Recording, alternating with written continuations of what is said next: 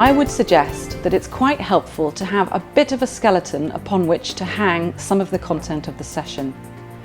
There are various mnemonics which you may have heard of which help people to think about structuring a mentoring session.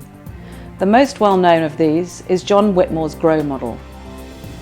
Today I'm going to teach you the OSCAR model, which I think is a slightly more evolved version of GROW.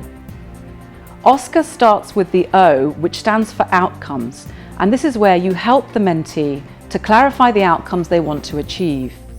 You might ask them, for example, what would you like to achieve from today's session?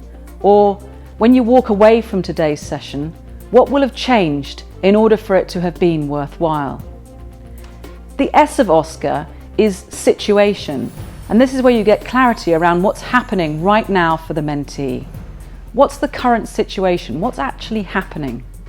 The C of OSCAR is choices and consequences, and this is where you help the mentee to generate as many alternative choices as possible and raise awareness about the consequences of each possible choice. So, for example, you might ask, what choices do you have? What options can you choose from? And what are the consequences of each choice? The A of OSCAR is action, and this is where you help the mentee to clarify the next steps and take responsibility for their personal action plan. You might ask, what actions will you take? When will you take these actions? And on a scale of 0 to 10, how likely are you to take these actions now?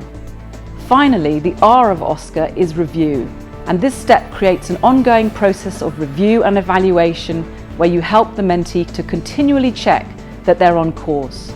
You might ask, what steps will you take to review your progress? When will we get together to review your progress? And how can I help?